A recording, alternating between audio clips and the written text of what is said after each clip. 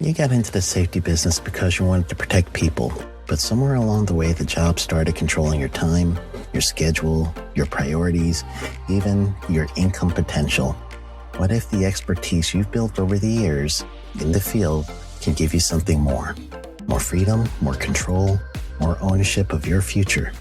I'm Sheldon Primus, the author of 7 Steps to Starting a Profitable Safety Consulting Business and the host of the Safety Consultant Podcast, with more than 350 episodes helping safety professionals become consultants and grow their career. Consulting changed my life. In fact, I'm a full-time RVer, and one consulting contract paid for my home I live in today.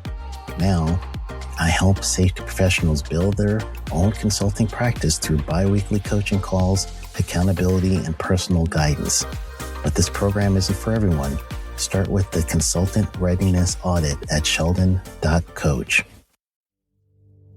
What if everything we thought we knew about safety was just interference? From the host of the Rated R Safety Show and the founder of Safety FM comes the complete Signal Transmission Trilogy, now available in one powerful edition. Safety, in my opinion, the book that started the conversation. Safety Mutation, where the boundaries of culture, systems, and belief begin to break. And now, Safety Transmission, the final piece of the signal. For the first time, all 3 books are together in one volume. The Signal Transmission Trilogy, Complete Edition. This isn't just about compliance. It's about consciousness. It's about decoding the way we think, lead, and live, inside and outside the system. Whether you've been following the signal since the beginning or you're just now tuning in, this is the version to own. Search Signal Trilogy on Amazon or visit safetyfm.com to get your copy now.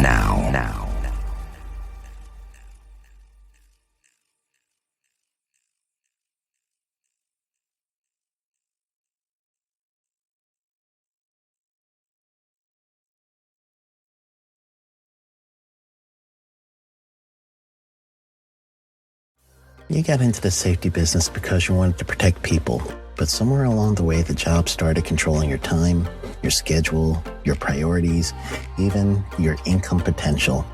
What if the expertise you've built over the years in the field can give you something more?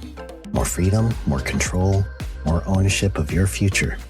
I'm Sheldon Primus, the author of 7 Steps to Starting a Profitable Safety Consulting Business and the host of the Safety Consultant Podcast, with more than 350 episodes helping safety professionals become consultants and grow their career. Consulting changed my life. In fact, I'm a full-time RVer, and one consulting contract paid for my home I live in today. Now, I help safety professionals build their own consulting practice through bi-weekly coaching calls, accountability, and personal guidance. But this program isn't for everyone. Start with the Consultant Readiness Audit at sheldon.coach. What if everything we thought we knew about safety was just interference?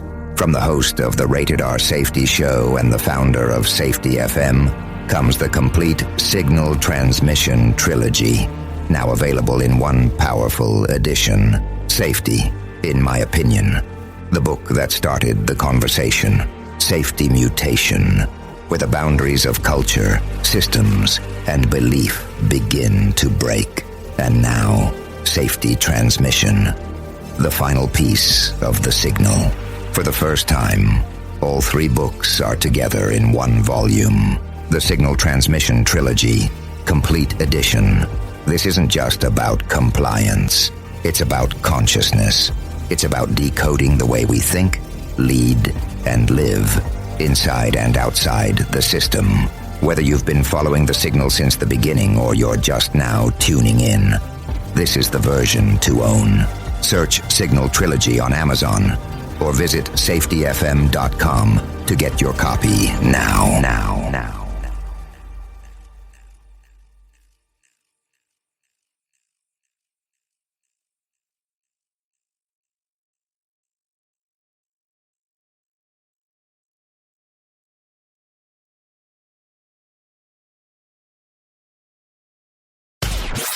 start using cutting-edge warp speed 5G technology with your cell phone. Let me tell you about my friends at mobilemobile.io. They have an ultra-fast 4G LTE and 5G network that covers 99% of Americans. So they've got you covered everywhere. Think about it for a moment. You have the opportunity to take a test drive for 10 days with unlimited talk, text, and premium data. What is premium data? Premium data is an allotment of a cellular data that you receive from a higher priority on the network. You won't get throttled like you will with some of those, non-brand service providers. To find out more information, all you have to do is go to mobilemobile.io. That's mobilemobile.io to start your 10-day free trial.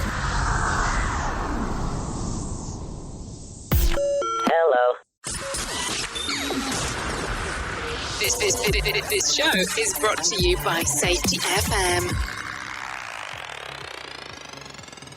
Hello and welcome to another episode of The Jay Allen Show. Often duplicated but never replicated. I hope everything is good and grand inside of your neck of the woods as we are going through this grandiose time throughout the end of the year.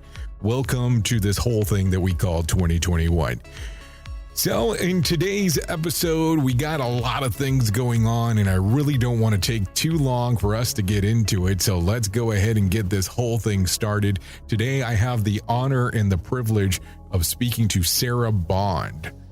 Sarah Bond is an experienced HSE professional who began her career in safety back in 2002. However, as a surf lifeguard, professional ski patroller, outdoor instructor, and volunteer at St. John's ambulance officer, she has lived and breathed safety from a young age. Her 6 years in the Royal New Zealand Naval Volunteer Reserve also gave her an advanced command and communication training.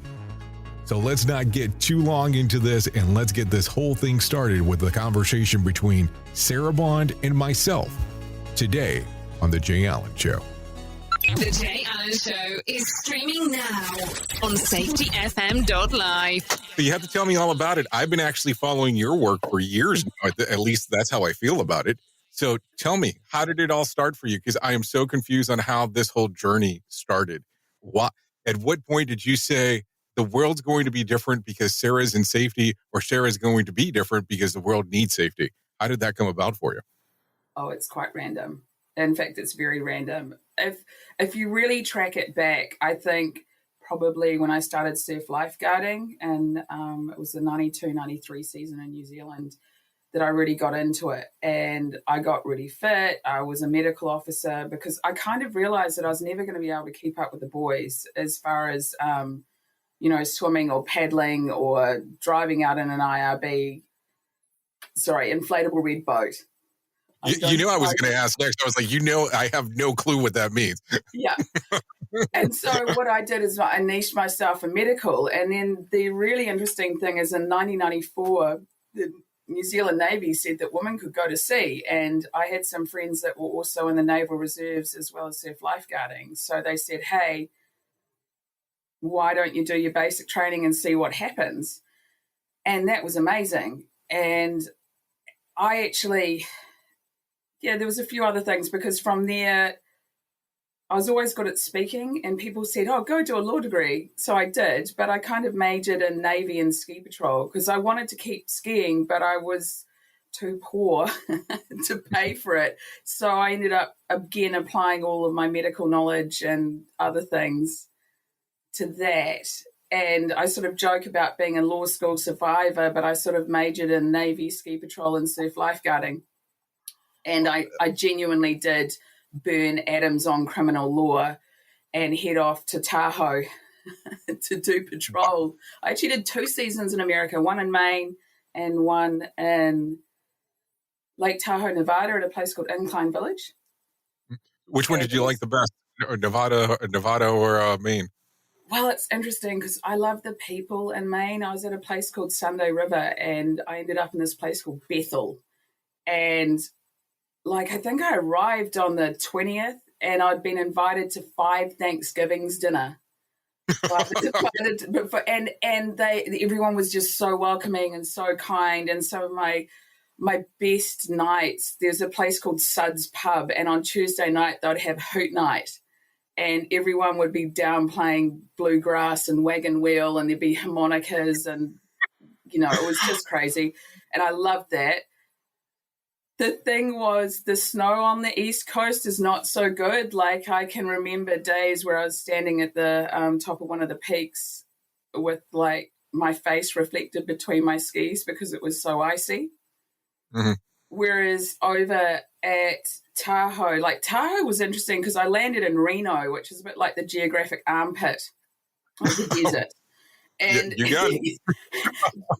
Drove up over Mount Rose, and then it felt like I was driving into a snow globe because it was just so beautiful. The interesting thing was I was staying in Incline Village, and that's known as Income Village, and that's where I met the true meaning of 5-star in America, and it's also where I discovered 5-star nastiness as well. And the snow was so much better on that side, so it's a little bit more inland. The team was amazing, but I think as a community, I enjoyed my East Coast Maynard experience more.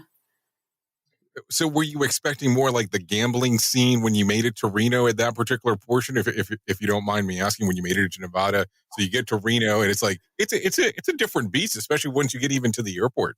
Well, I think so. The thing about Reno was we actually, because we flew into LA, and again because we were all quite cheap, so we took the Greyhound bus, which was from LA, which was an experience in itself because buses are just buses in New Zealand. It's not like you're going to have a drug bust down the back of it. And then we turned up in the bus station, and this woman, Emily, picked us up in this massive Ram Dodge and was just like, we're getting out of here. And I'm like, yes, please, because it was just not what I came to America for. And I just wanted to get over into the snow and things like that. And I think that the thing that I really enjoy, the fact that I spent, so I'd traveled to America before and done like Disneyland and skied in Colorado. The interesting thing is about having had the both coast experiences is it really made me realize that America is 50 countries. You just can't generalize it. And it's been really unfortunate over the last 2 years because a lot of the world has seen some big generalizations about America and your presidents and things like that. And are you insinuating that we're crazy to some extent? I think that's what we're going with, right? I saw a meme that it had a flood and then it had a dumpster and then it sailing in the flood and then the dumpster was on fire. And I think the two things that I find really hard, and again, remembering that I met some of the most generous, beautiful people in both Tahoe and Maine, is what ends up in the mainstream media is very, very polarized, and it's almost sounding like a religion in itself. And that's not day-to-day America. And I also think that people forget that, you can't blame it on Trump because there's this massive ecosystem and checks and balances behind that. So either way, the president is the president, and yes, they have a lot of power. My arts degree was in political science, so I actually studied quite a lot about the Constitution and how America became a republic, and I've always found it really fascinating. And to me, what happened with Trump just felt like the whole country had, it was like it painted itself into a corner with all its high ideals, and then had, made the bed and then had to lie in it. And the whole thing was interesting on when it was taking place in regards of, some people looked at him as a reality TV show host to an extent. And then some people, I remember there was a gentleman by the name of Michael Moore that had released something by the name of Trumpland, which was like a documentary on how are you going to feel after he wins. And there's so many different perspectives. Was it good for the country? Some people think yes. Was it bad for the country? Some people think yes. It's kind of a mix in between. It's 50% say yes, 50% say no, and it boils down to a matter of opinion. Well, and I also find it really interesting because one of my best friends, actually, she was up at Temple Basin, which was where I first did ski patrol. She now lives in Utah, and near Snowbird, and she said the things that she finds really hard, because New Zealand's pretty egalitarian and we like people to have their own opinions. And she said it has amazed her over how the last 2 years she's got really good friends, but there's just certain things they don't talk about ever. Mm-hmm. And that to me, because I like to appreciate people holistically, and I love robust discussion, and like I'm one of those painful people that like I force myself to listen to, whether it be podcasts or books, to look at things that are diametrically opposed to me. And it may make me feel squeamish or want to throw something sometime, but I still listen. And yeah, knowing Farah, that was like quite extreme for her. Well, and it's amazing that you say that, because it's so interesting. And I'll go into social media for a moment, where we can't have a discussion of you agree, I disagree, or vice versa, at least on this side. It's automatically, we can no longer be connected. I'm not talking so much of the LinkedIns of the world. I'm talking more of like the Facebooks, Instagrams, and so on, where all of a sudden it seems like there's a lot of conversation, right, where we can't talk. And I remember at one point in my life, we were able to have discussions. Hey, we don't have to agree on your theory, my theory, somebody else's theory, but we can still be friends. We can still have a common ground of, hey, we're humans. But a lot of that has changed over the last little bit of, no, if you don't see it that way, we are no longer friends. We can no longer speak. And it's these hard lines in the sand, but you see it a lot in the digital community, and then not talked about in the in-person side of the world. Two things there for me. One is, again, we're having a robust discussion about it, and it's not okay. It's either you're all Trump or you're all Biden, and you can't like some of Trump and some of Biden. And that again to me is, do you remember that book, that The Wave, which was about that school teacher that ran a social experiment at a school that sort of basically set up Hitler Youth and demonstrated how quickly things, I'm like, wow, that's getting into the Handmaid's Tale and Hitler Youth stuff there. So that was scary. But also I find it fascinating in the safety community, because you so just stole my thunder. You knew exactly where I was going to go next. As hell did I know where you were going. I just have a habit of having a light touch when I pull the pin and throw a grenade into something. And again, I find that some safety people have become quite evangelical. It does, and it feels like they're nailing themselves to crosses. But meanwhile, the thing is that people who are engineers or accountants or lawyers are just sitting on the side with their popcorn going, this is hilarious. It's not serving our profession at all. And it's not serving our clients either. And like... No, go ahead.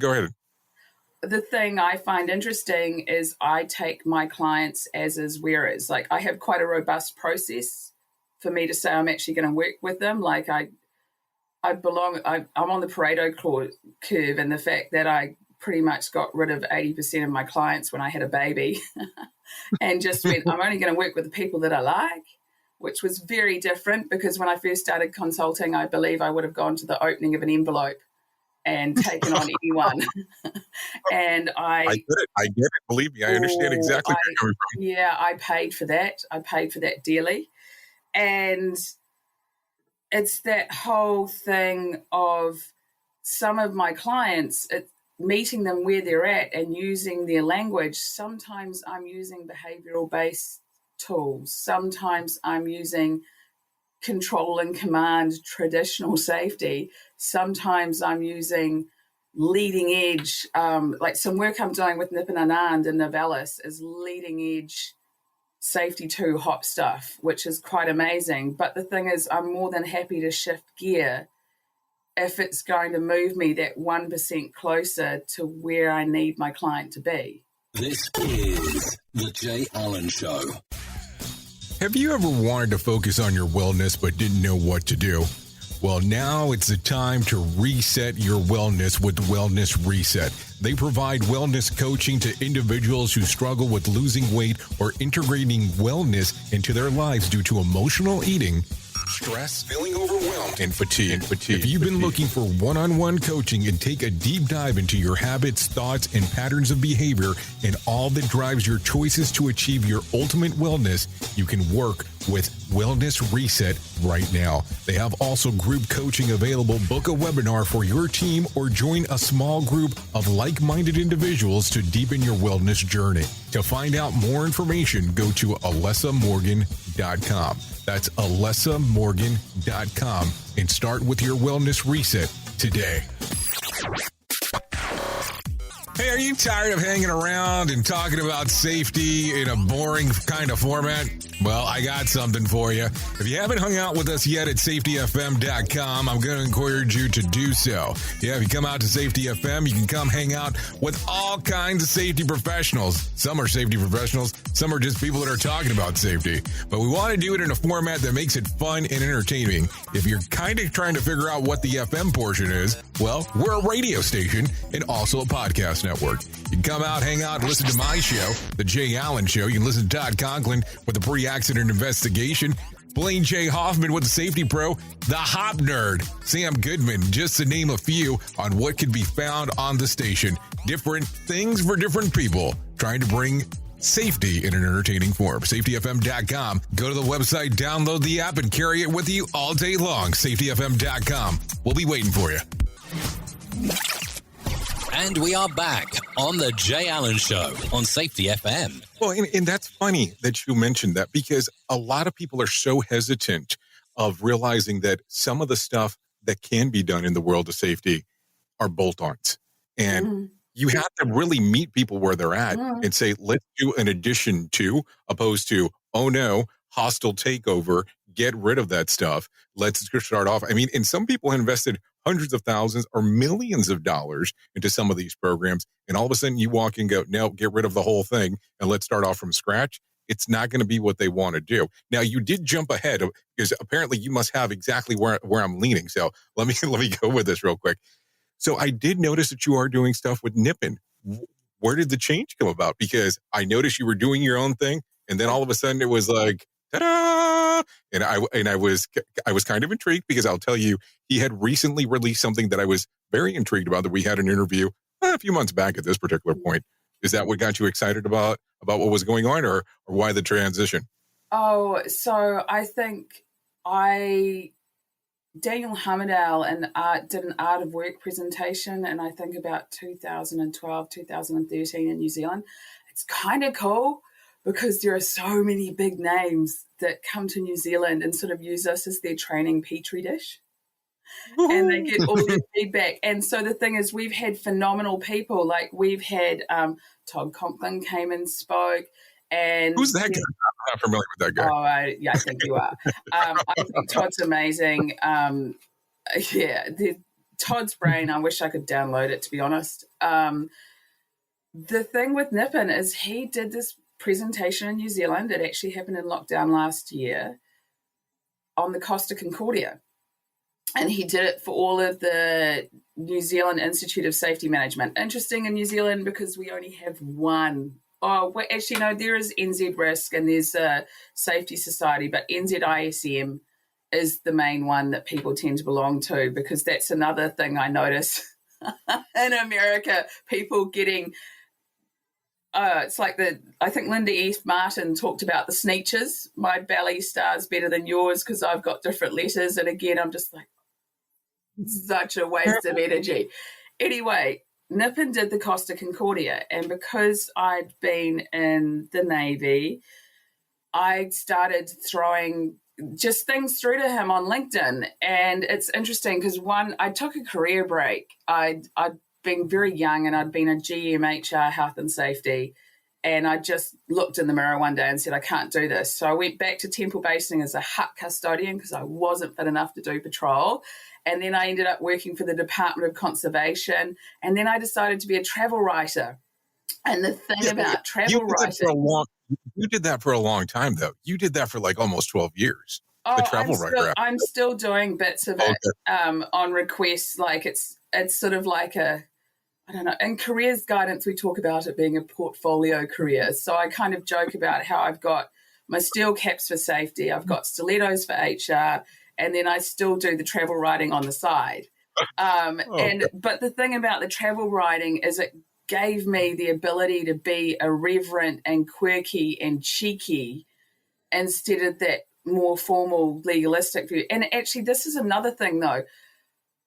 After Ski Patrol, I went to England, worked in law firms for a year, made a lot of money, and then I quit that because I was doing the same thing with the same sort of people in London that I could in New Zealand. So I decided to be an outdoor instructor. And I hope it paid close to the same then. Yeah, well, the funny thing is that 8 to 12-year-olds, and the first centre I worked with was tough South London kids. Like, we're talking about 8-year-olds with flick knives and condoms in the pocket. You're like, what are you going to do? Stick that over your head? The big one. And like, it's just, but they're all tough. And then, like, I basically got to have a social experiment, and toughest guy crying on the top of the Abseil Tower and working with them doing that. But with 8-year-olds, it's really simple. You just have to learn their name, and you basically have to give them, this is the playing field that we're on. If you step over here, you'll get a yellow card. If you step over here, you get a red card. And the thing is, some of these kids were just amazing. And I'm actually still in touch with some of them. Like, it's been over 20 years now, but they're still in touch with leader Sarah, which is kind of cool. Well, it started off being their parents that was like, so anyway, that part of the story was things like surf lifeguarding, outdoor instructing, ski patrol, and the Navy are what made me what I believe to be a proficient safety professional, not my formal education. And that's a shift. And it's why I'm just as happy presenting in a board of directors legal style or in my steel cap boots. And like in New Zealand, we talk about the smoko room, which is sort of like, you know, the cafeteria, portacom type thing. And yeah, like I think that was really valuable. And Nippon picked this up because I was talking to him about the Costa Concordia because I listened to his first session and I said, it's like the parable of the good wolf and the bad wolf. You know, the good wolf in me is like, everybody needs to listen and everybody needs to be treated with dignity. But the bad wolf in me is like, I've done sea survival school. And when I was in oil and gas, I did my helicopter underwater escape training. And I can't believe the captain abandoned the ship, you know, like, because I'd read, have you done his Costa Concordia course? Oh, yes. I actually did it earlier this year. Well, you'd know how, like, I was emotionally bludgeoned by the end of it because I went on such a journey. I choked on humble pie. I don't want to give your listeners I don't want to give away the punchline, but at the end of it, yeah, I was quite humbled, and I was just amazed at how, it was a lesson on biases. It was a lesson on predetermined information. It was a lesson on how badly the media can skew things. And but the other thing I noticed about Nippon is he's so egoless. Like, he just listens and he doesn't feed drama, you know. And he's someone else, I think, actually you do it as well, because I know that you interview people across the safety spectrum with all different backgrounds and information. And just listen, just give them space and have a sense of humor at the same time. Like, I think a lot of safety land doesn't do so well with humor sometimes. Did you see that Rachel Waller post that got completely flamed? No. Oh, it just happened recently. But yeah, I love her, by the way. I just want to throw that out there. I think she's fantastic. Yeah, and I think that she's brought the message to such a broad audience. You know, like I just think that safety professionals have a habit of it's that echo chamber cognitive dissonance thing where we just all sit and nod at each other and completely forget our audience. Anyway, back to Nippon. So I had this dialogue, and he could see from the way I was writing that I'd been on a journey. And next thing you know, Selena Armstrong, who's the CEO of NZISM, got in touch with me and said, "You've been chosen for 6 months of coaching with Nippon." And I sort of fell off my chair because, it just was so random and so out of left field. And there was 5 other people, and we met with Nippon once a month. And it was basically just, he'd give us something to think about, and then we'd talk it through. And it was just, what he did now, looking back on it, was so skilled. And I also now realize that essentially it was like a 6-month job interview. Maybe that's what that was his plan the whole time. He just didn't tell anybody. Well, I just don't know. And then next thing you know, they're sort of like, "Well, we'd like to bring you on as a consultant for Confidus. We've got a major team that we're working with in New Zealand, and we need someone on the ground that understands the New Zealand legislation and how it works." And I was like, "Yep, that's great." And the funny thing is, so Nippon tells a story that the whole process behind Confidus and Novelis was, he was a senior officer on a big ship that had come out of dry dock, and they were steaming away, and the engine broke down, and they needed a part, and nobody knew where the part was.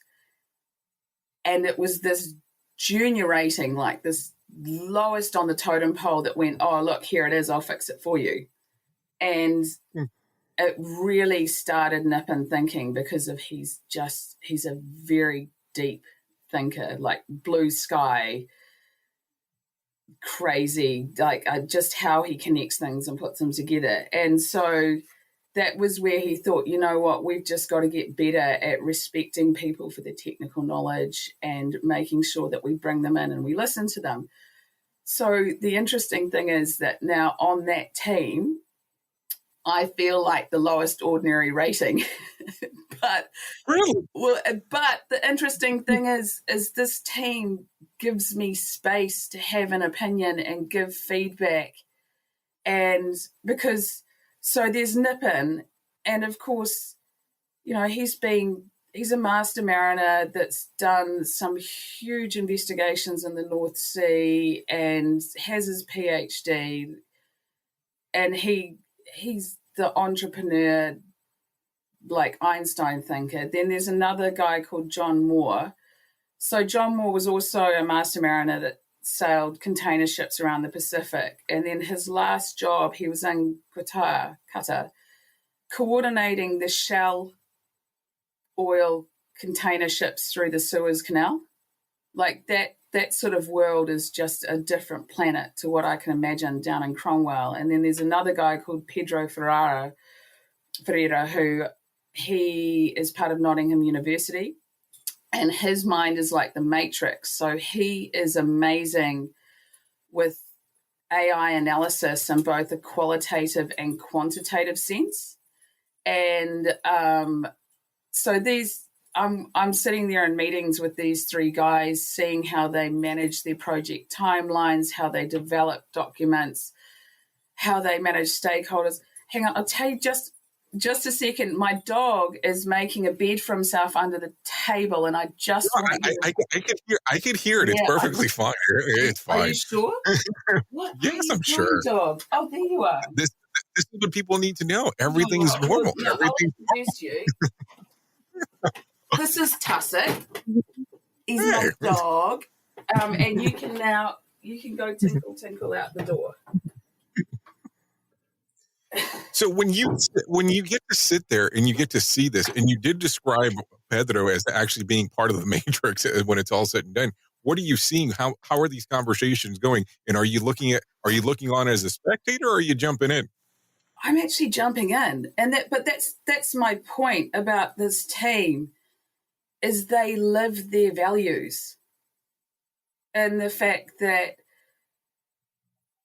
well, it's interesting because so John Moore is very pragmatic, and so am I. We're very grounded, and we're like, well, how is this going to work in the world of steel cap boots, guys? And so the thing is that meetings are very structured, and there's things that we need to talk about and things that we need to get done. But when we're actually having the general conversations about new ideas or where we want to go, everybody's view is valued and everyone's given space. And if I don't say something, they'll look at me and say, right, Sarah, what do you think? And it's, and don't worry, I've always got something to say. But it's, again, because I've always been someone who's been quite forthright and spoken up and, sort of like, oh, the emperor's naked. What are we doing? And that has in the past got me in a lot of trouble, particularly in the oil industry. Where, I think in oil, there's a matrix where they talk about if you say the right thing at the right time or the right thing at the wrong time, wrong thing, right time, wrong thing, wrong time. I spent most of my experience in the oil industry saying the right thing at the wrong time. Like, the lesson I learned there was understanding the power structure and then working out who needed to deliver the message. And often it was not me. Right. And that's what happens most of the times. It's supposed to be somebody else delivering the message that you have because they want to be, we'll say, quote unquote, the smartest person in the room.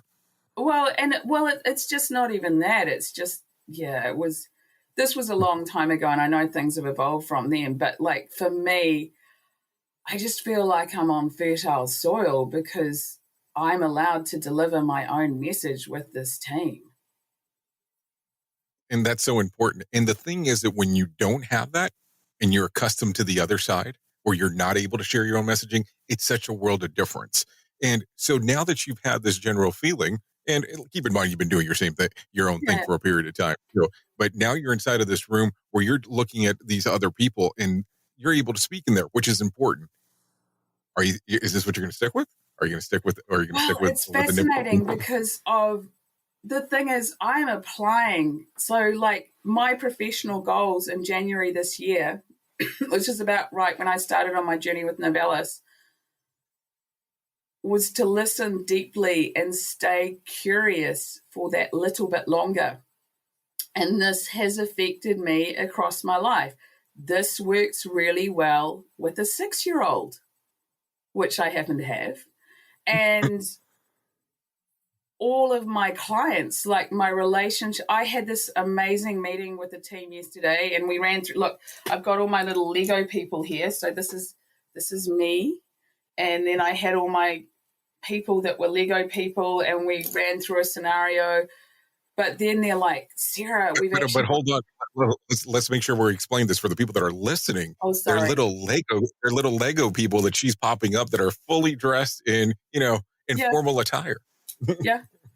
So this is I run desktop Lego exercises where it's like this Post-it note is site and this Post-it note is the local doctors and this Post-it note is the helicopter that they got put in. It's the hospital where the helicopter took them. And it's interesting in Cromwell because like it wasn't my team, but in Queenstown a couple of years ago, someone got heli-evac'd off a site. And the wife and the daughter drove to Dunedin, which is a 3-hour drive, and they had a car accident in Milton.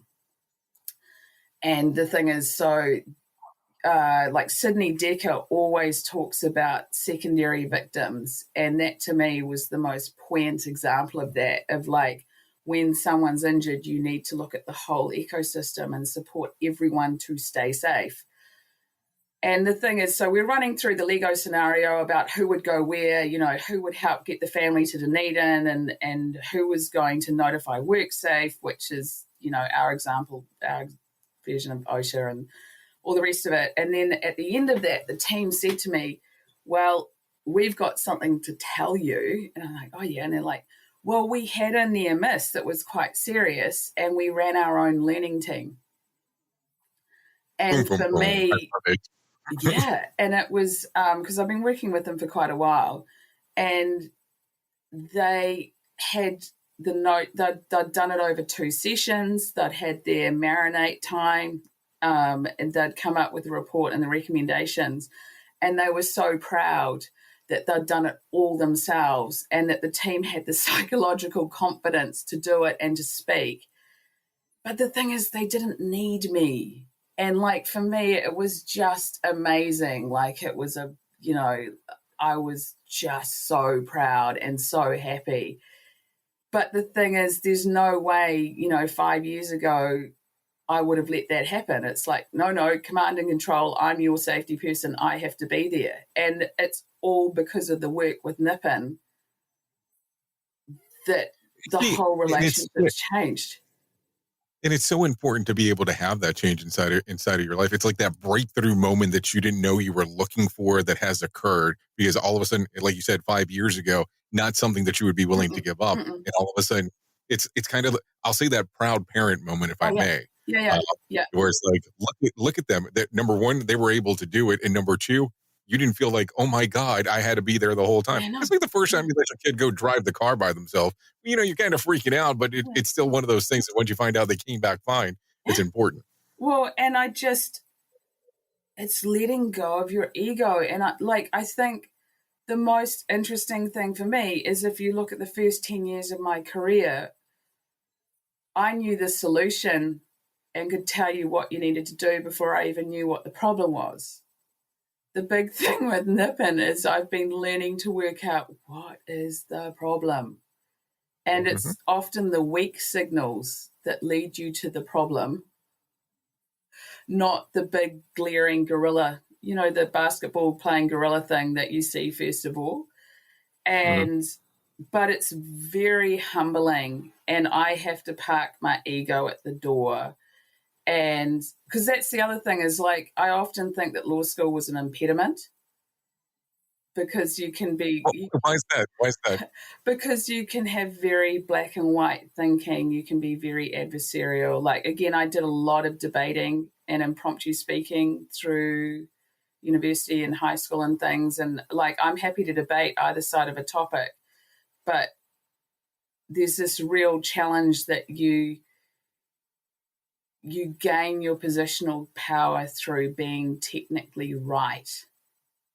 And I think one of the things that I've learnt with Nippon is sometimes it's better to be kind than right, and the solution will come. And it's not about right or wrong or good or bad. It's just about what is. But you really have to trust and have that confidence and listen. Yeah. And I think that's it. I think that's where we leave us. I'm going to tell you, we're going to have to do this again. This cannot be the only time that you come on. You have such a wealth of knowledge. So Sarah, if people want to know more about you, where can they go to find out more? Well, I'm on LinkedIn, so that's Sarah Bond, and you can find me under Be Safe Now, Employ Me Now, or Novelis. I'm pretty active on LinkedIn, as you've probably seen, so send me a message. Never noticed at all. No, more than happy to talk. And I actually did another podcast with Glenys McCarthy for the learning team, so they talked more about my genesis, evolution, and where I came from. I'm familiar with that. I kind of know that group. There's something about them that I know think about. You might know them too. They're pretty amazing. And it's, Brent and Glenys. See, that, honestly, Jay, that's been the hardest thing for me. Like, there are so many safety professionals in New Zealand that I look up to, that I just think are outstanding. Joe Prigmore works for Fulton Hogan. There's Moni Hogg. There's Margaret Van Shade. There's a whole lot of amazing, and, of course, Brent and Glenys. Yet somehow the universe has smiled on me and I've ended up on Nippon's team, and it's still like I'm still looking over my shoulder and suffering from the imposter syndrome. But it's like, why did it happen in New Zealand? He's in the UK. That doesn't help out. That's not like a little short little flight. Well, again, though, this is the fascinating thing. Because of COVID, no one's been traveling, so they needed someone on the ground. And it just as I said, it just happened to be me. And just a very humbling, privileged, amazing experience. to be a part of that team and see what they're trying to do and where it's going to go. And as I said, I've just learned and learned and learned, and it can be exhausting, and the reflection can be painful sometimes. But back to eating that humble pie and choking on it. Well, Sarah, I do appreciate you coming on to the show.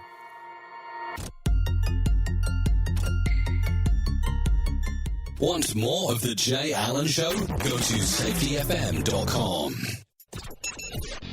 The views and opinions expressed on this podcast are those of the host and its guest and do not necessarily reflect the official policy or position of the company. Examples of analysis discussed within this podcast are only examples. They should not be utilized in the real world as the only solution available, as they are based only on very limited and dated open source information. Assumptions made within this analysis are not reflective of the position of the company. No part of this podcast may be reproduced, stored in a retrieval system, or transmitted in any form or by any means, mechanical, electronic, recording, or otherwise, without prior written permission of the creator of the podcast, Jay Allen. So, do you feel like you're missing out on what everyone is starting to do now, that live streaming thing, and you don't know where to start or what to do? I have the resource and the information to provide to you in regards on how you can stream onto 40 social media platforms all at one time. Yes, that's 40 social media platforms all at one time. All you'll need to do is go to safetyfm.com/1. That's safetyfm.com/1. That's ONE. So just in case. And you'll be able to start live streaming just like you're hearing people starting to do right now, up to 40 social media platforms.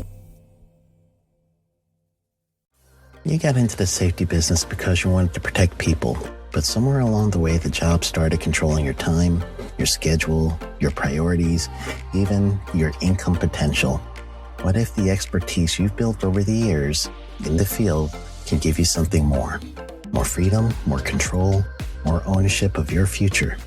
I'm Sheldon Primus, the author of 7 Steps to Starting a Profitable Safety Consulting Business and the host of the Safety Consultant Podcast, with more than 350 episodes helping safety professionals become consultants and grow their career.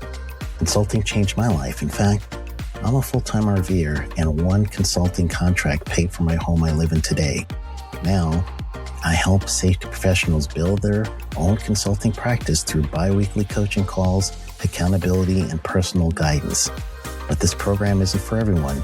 Start with the Consultant Readiness Audit at sheldon.coach. What if everything we thought we knew about safety was just interference?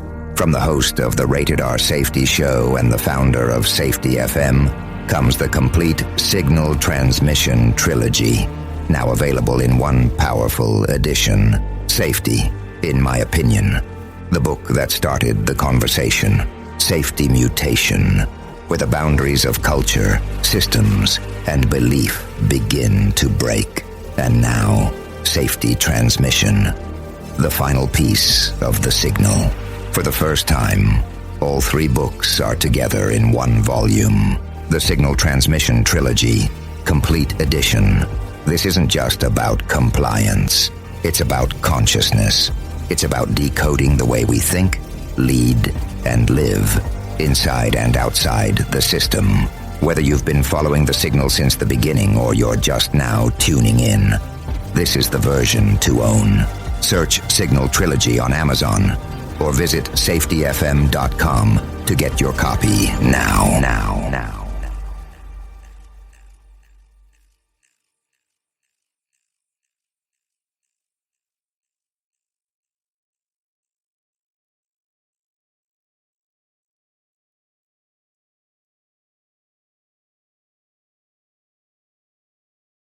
You got into the safety business because you wanted to protect people, but somewhere along the way, the job started controlling your time, your schedule, your priorities, even your income potential.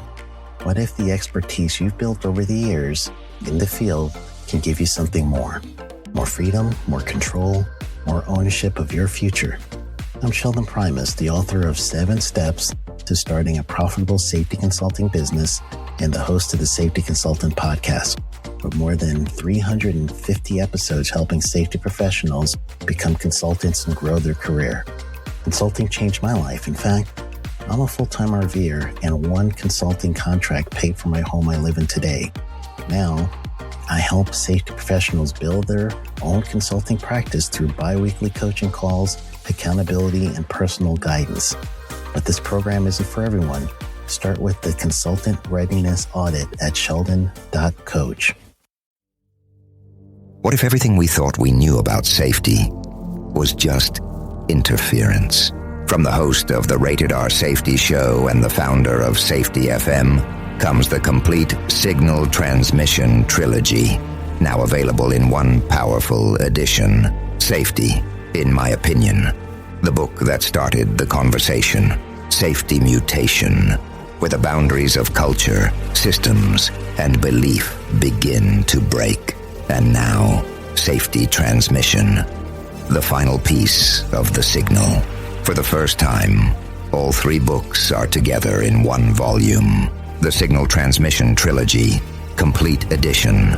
This isn't just about compliance. It's about consciousness. It's about decoding the way we think, lead, and live, inside and outside the system. Whether you've been following the signal since the beginning or you're just now tuning in, this is the version to own. Search Signal Trilogy on Amazon or visit safetyfm.com to get your copy now.